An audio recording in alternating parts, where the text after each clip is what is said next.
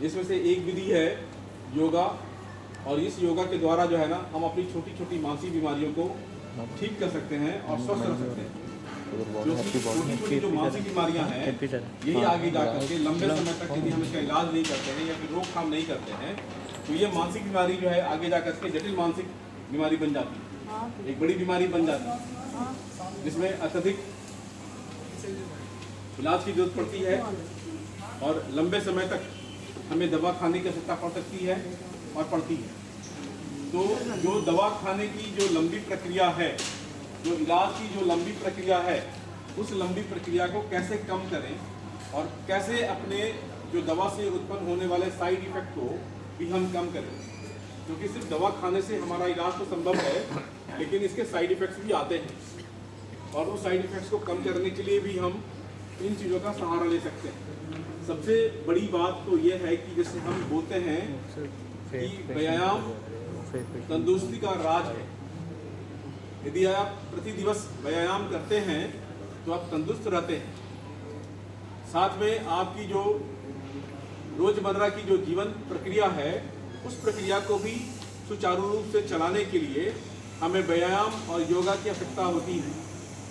योगा आज के दिवस में विश्व में जाना माना हुआ एक ऐसी पद्धति है जिसको कर करके हम अपने अधिकांश बीमारियों पर काबू पा सकते हैं, जैसे रक्तचाप यानी हाइपरटेंशन, मधुमेह जैसे डायबिटीज, डिमेंशिया जैसे याददाश्त की कमी जो बुजुर्गों में होती है, और उससे बड़ी बात स्ट्रेस।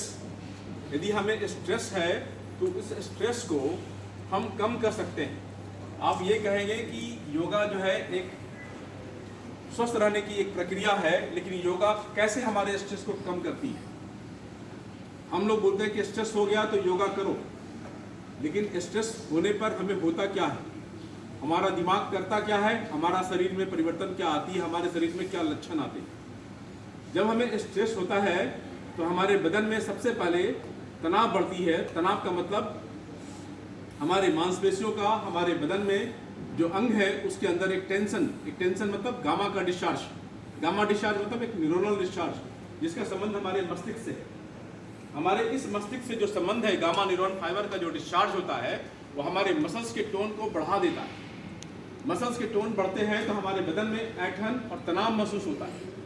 यदि हम उसी तनाव को कम करते हैं, जितना हम तनाव महसूस करते हैं, तो पुनः दिमाग क्या करता है, पुनः इस संदेश को दिमाग तक पहुंचाता है और पुनः उसके प्रतिक्रिया में दिमाग पुनः और ज़्यादा मात्रा में गामा डिस्चार्ज बढ़ा देता है। जब गामा डिस्चार्ज बढ़ता है तो उसे कम करने का तरीका दवा के द्वारा होता है, और साथ में हम जो योगा और व्यायाम करते हैं, जो स्ट्रेचिंग एक्सरसाइजेस करते हैं, उसमें काउंटर फोर्स लगा करके उस स्ट्रेस को कम करते हैं और तनाव को कम करते हैं, जिसमें से मस्तिष्क को ये सिग्नल जाता है कि अब हम ठीक हो गए हैं, हमारे अंदर अब तनाव की कमी हो गई।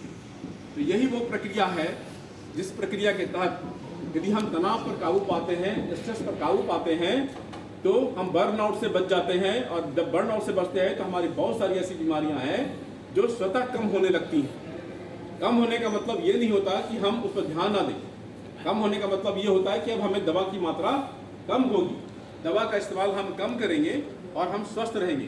क्योंकि दवा एक तरफ दवा है, जीवन देती है, तो दूसरी तरफ यह नुकसान भी करती है। अत्यधिक मात्रा में दवा खाएंगे तो हमारे किडनी पर असर होगा, अत्यधिक मात्रा में दवा लिखेंगे तो हमारे हृदय रोग पर असर होगा, अधिक मात्रा में दवा लिखेंगे तो हमारे लीवर पर असर होगा, अधिक मात्रा में दवा खाएंगे तो हमारे पेट पर असर होगा, अत्यधिक मात्रा में दवा खाएंगे तो हमारी आंखें और हमारा दिमाग दोनों पर असर होगा। इसलिए इन दवाओं का जो मात्रा है, उसकी डोज है, उसको कम करने का तरीका है। योगा पूर्ण रूप से किसी बीमारी को ठीक नहीं करता, लेकिन योगा से हम नियंत्रण कर सकते हैं। क्योंकि कभी कभी ऐसा भी होता है कि हम दवा खाते रहते हैं और बीमारी बढ़ती रहती है, दवा असर नहीं करती।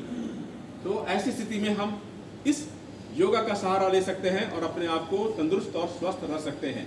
हमारे बीच में एक राष्ट्रीय स्तर का player, yoga player miss Kavya है। इनके पिता का नाम देशराज जी हैं, जो आपके शहर, आपके गांव से ही हैं। तो इसके लिए एक जोरदार, छोटी सी बिटिया के लिए एक जोरदार ताली बजाइए। इतनी छोटी सी उम्र में इतनी बड़ी उपलब्धि इसने प्राप्त करी है कि आज हमारे देश का नाम और हमारे राज्य के इस छोटे से प्रांत का, मुजफ्फरनगर का एक छोटा सा गांव पूर्व बलियान का नाम रोशन कर रही है राष्ट्रीय स्तर पर और अंतर्राष्ट्रीय स्तर पर। तो एक इनके लिए, काव्या बिटिया के लिए एक जोरदार ताली। और कौन कहता है कि कि बेटियां कुछ नहीं कर सकती हैं? इसका एक जीता जागता एग्जाम्पल हमारे पास है।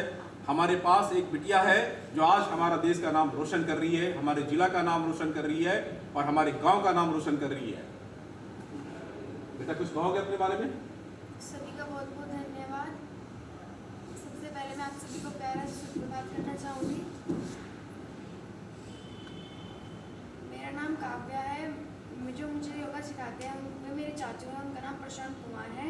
वे अंतर्राष्ट्रीय तक खेले हैं। उनका ऑस्ट्रेलिया में नंबर आया था जहाँ पर उनकी थर्ड पोजीशन आई थी। तब से उन्होंने योगा से डिग्री ली है और सभी को योग सिखाया है। हमारी योगा क्लास में 50 बच्चे आते हैं। उनमें मैं और मेरे साथ मेरे 15 साथी और हैं जो हम राष्ट्रीय तक खेले हैं। तो मैं आप सभी को बताना चाहती हूँ कि योगा में जो सबसे ज़्यादा ज़रूरी है वो है हमारा महामंत्र। मैं आपको वो सिखाऊंगी। उससे हमारे शरीर का तनाव, टेंशन वो सब दूर हो जाती है।